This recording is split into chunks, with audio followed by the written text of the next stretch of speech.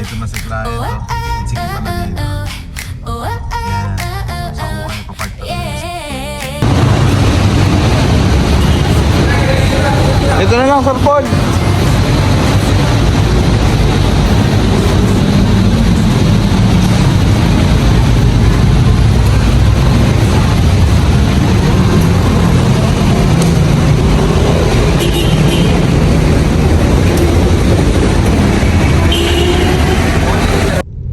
So good morning mo ulit mga ka-auto. So ayun nga, may deliver tayo ngayon. May unit tayo ngayon na i-release.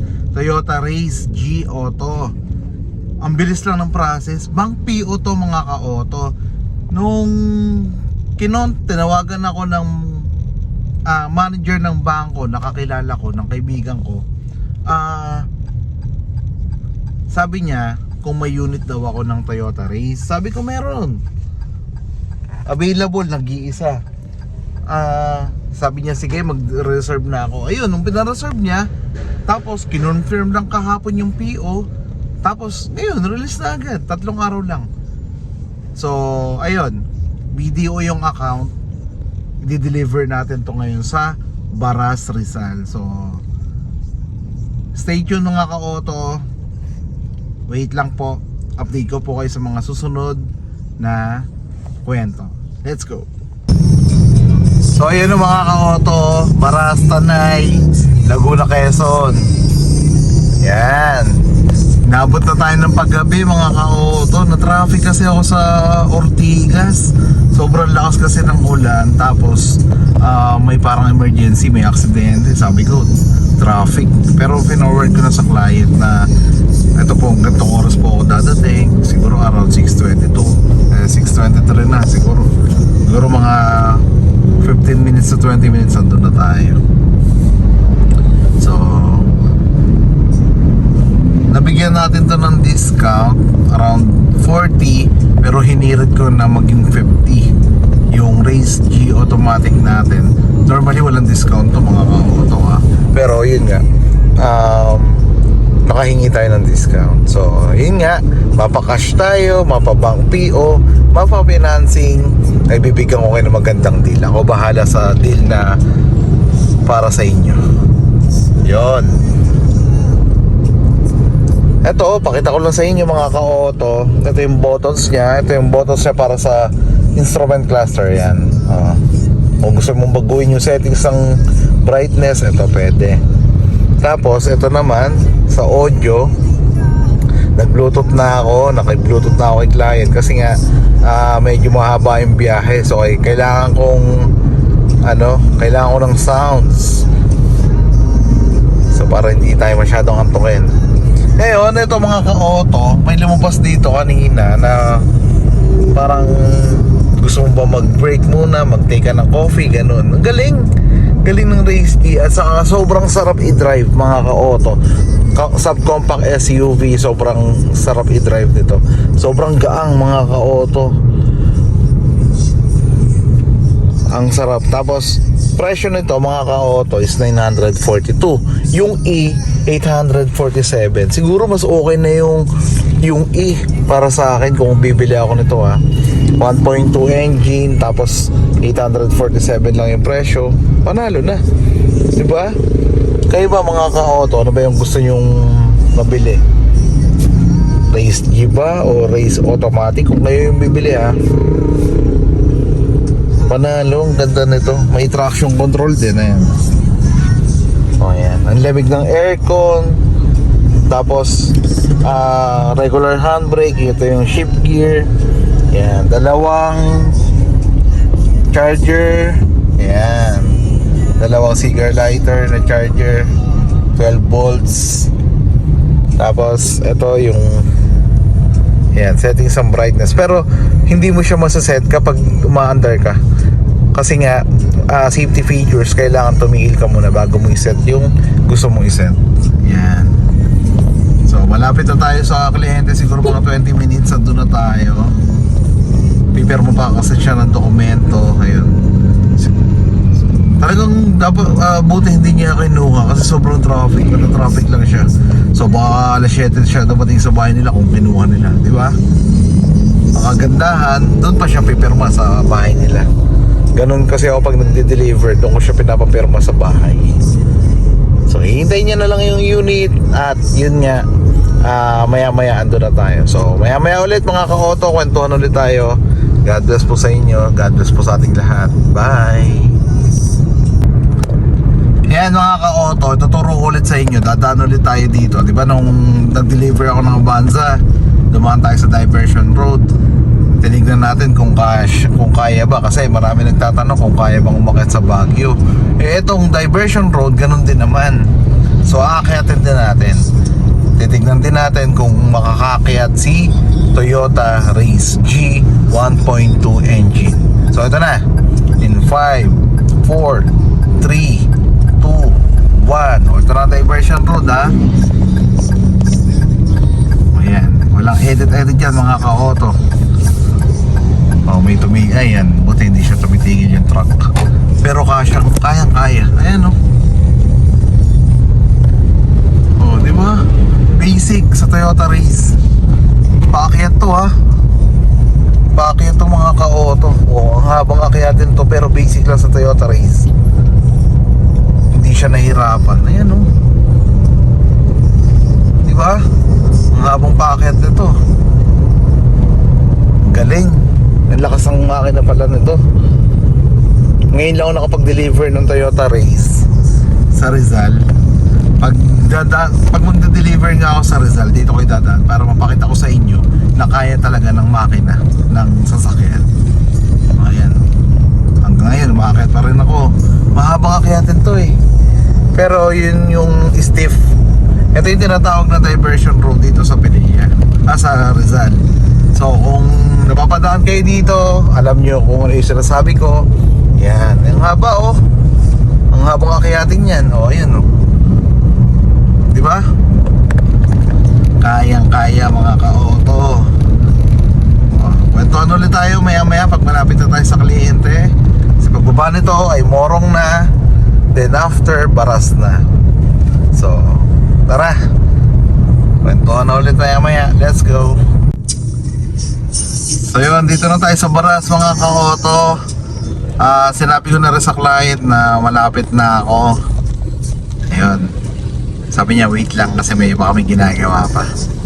Ayan. Kung nag-rides kayo or pumupunta kayo madalas ng Laguna, malamang nadadaanan nyo tong lugar na to. Ayan. Kasi madalas dito dumadaan yung mga rider. Tapos yung mga pumupuntang Pinilla, mga Laguna, yan dito. Kasi sa bayan, traffic. So, pinipili nila na mag-highway. Ito yung highway ng Morong, Baras, Pinilla. Yan, ito. Isang mahaba to. Siguro, simula Morong hanggang Pinilla, 15 minutes. Highway ng Tanay, highway ng Baras, highway ng Morong, highway ng Pinilla. Yan. So, hahanapin ko lang yung address si client. Tapos, tatawagan ko ulit siya. Yan yung arco. Well, Morong. Arco pala ng Morong yun. So, boundary kasi clients ng Tanay at ng Morong. So, ito, palengke ng Baras, oh. Yan. So, tara. Tawagan ko lang si client mga ka-auto. Stay tuned. Wait lang. Dito na si client oh. Ang siki pala dito. Yan. So saan ko kayo papark to? Ayan na sige. So yun mga ka-auto, doon tayo pupunta. Yan. Sa harap. Wait lang. Yan. Meron sikip. Grabe. Wait lang. Ayan na si Clark. Sa invoice po. Yan. Yan na po. Okay na. Okay. Push start. Tapak brake. Brake yung kaliwa. Hindi, kanan sir, kanan. Kanan. Yan. Yung kaliwa mo, pag automatic rest lang yan. Rest lang. Oo. Kabali ang mangyayari sir sa paa mo pag magdadrive ka. Silinyador, tapos brake. Silinyador, brake. So yung kaliwa mo, rest lang talaga. Yes, tapos ito yung brake. Tapos ito yung Yung nasa gas. kanan, yun yung gas. Oo. Yung na kaliwa, Is ano yan? brake. yan. Okay. Tapos yung paa mo, talagang hindi mo siya gagalawin yung kaliwa. Kaliwa. So mostly Kasi malilito ka. Meron akong kakilala, hanggang ngayon, ginagamit niya ang kaliwat kanan. So pag nagkaroon ng sudden brake, baka malito siya kung gas or gasolina or brakes. So mas maganda, isang paa lang talaga. Yun yung ano talaga. So tapak brake, tapos push start. brake yung kanan, no? Tapos, hindi. Kaliwa. Kaliwa. Yan. Tapos Push start. Yan. Okay. Aircon, ito. Auto yan. Naka-auto yan. Ngayon, kung gusto mo siyang ilakas, ito. Yan. Tapos ito sa radio. Yan, ganyan. Sinubukan ko na yung Bluetooth kasi nga mahaba yung biyahe. Pasensya na. okay lang. So yan, stop muna natin. Yan, Bluetooth radio. Mamili ka lang dyan. Kung gusto mong ilipat ng station, ito. Kung gusto mong 107.5 yan. Pero i-reset, i-ano mo lang siya, ilalock dito. I-hold mo lang. Pili ka lang kahit ano dyan. Okay. Tapos yan. Makikita mo rin dyan, may indicator dyan kung nasaan ka. Yung letter P, park yun. Tapos yung R, reverse, neutral, drive. Yan. Tapos regular handbrake. Yan. Ito ginagamit mo lang tong plus minus kapag o-overtake ka at kailangan mo ng power. Pero ako kanina hindi ko siya ginamit eh. Talagang malakas na kasi yung makina ng ng race. Tapos ito charger, tapos USB. Yan. Glove box. Ito, lagayan ng dokumento. Pwede mo nang lagay dito yung black pouch mo. Yan. Okay. Tapos mag-alarm siya kung hindi kayo naka-seatbelt. Ayaw nga, no? Oo. Hindi, pag tumatakbo Okay lang. lang naman. Oh, pag Hindi tumatakbo. tumatakbo yan. Ito, yung kaliwa, para yan sa, dito. Instrument cluster. Lahat ng info ng sasakyan na gusto mo malaman nandyan sa kaliwa. Sige, iyan. Pindutin mo lang yung enter, yung arrow. Sige, i-ano muna sir. Enter mo. Wala lumalabas? Wala. Baka dahil nakabukas. Safety kasi yun eh. Yan. So yun na nga, lumabas na nga. Ayan. Dahil nga nakasara yung pinto ko kanina. So ayan, display, oras, diyan mo babaguhin yan. Okay lang. Malamig ang aircon ito. Oo. Hinaan natin, okay lang. Okay lang. Lamig ang aircon. Kanina naka-1 lang ako, sobrang nilalamig ako. Tapos, ito naman, para sa mode yan dito sa radio. Kung gusto mo maglipat, yan. Ayos. Babalik ko ito. Yan. Ibalik mo, pa yung arrow naman. Ito yung back. Hindi, yung sa kaliwa, arrow. Yan. Papunta sa kabila. Kaliwa pa, sige. Yan. Yan yung normal. Yan. Nice. Tapos, ito lagay ng water bottle. Meron din. Push mo lang, meron din dyan. Yan. Then, ito, magkano yan kung hindi ka naka-seatbelt. O, yan. May sensor to, di ba? Sensor. Back sensor saka camera. Sige, sir. I-try mong i-reverse. Ilagay sa reverse. Hindi naman tatakbo yan. Sige, lagay mo sa R. Ano, pindutin ko pa. Opo. Yan. Camera.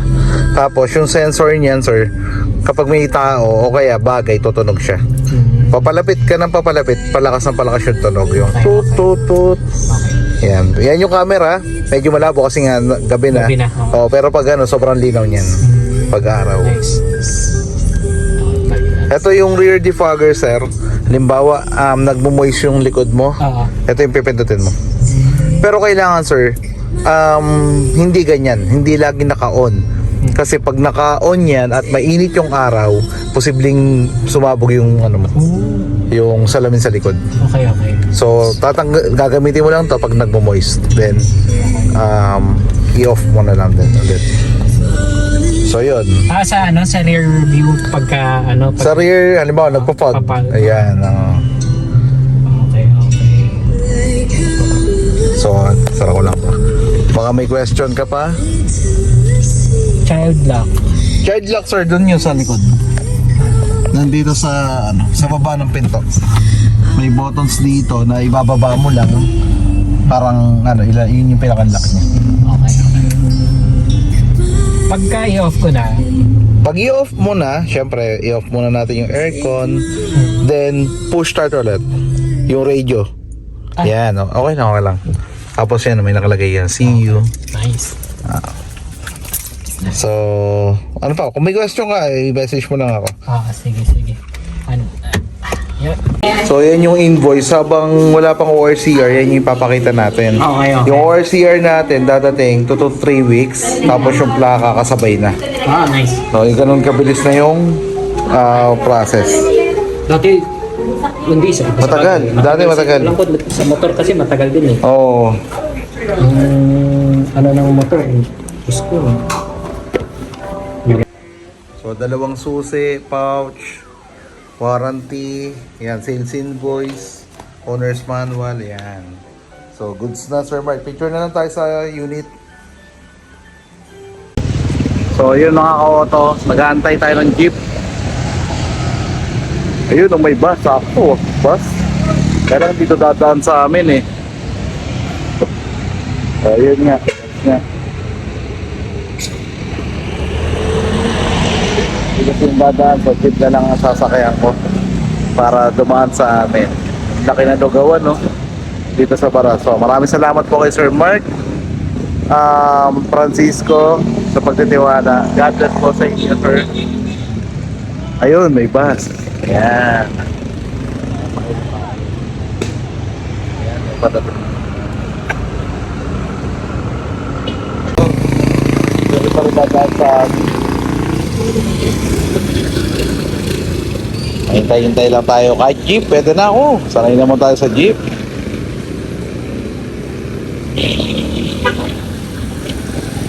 Hintay-hintay lang tayo mga ka-auto. So, yun nga, maraming salamat po kay Sir. Yun nga, maraming salamat kay Sir Mark. Tapos sa tropa ko sa bangko kay Miss Aqua. So, maraming salamat po sa pagtitiwala. God bless po sa ating lahat. Bye!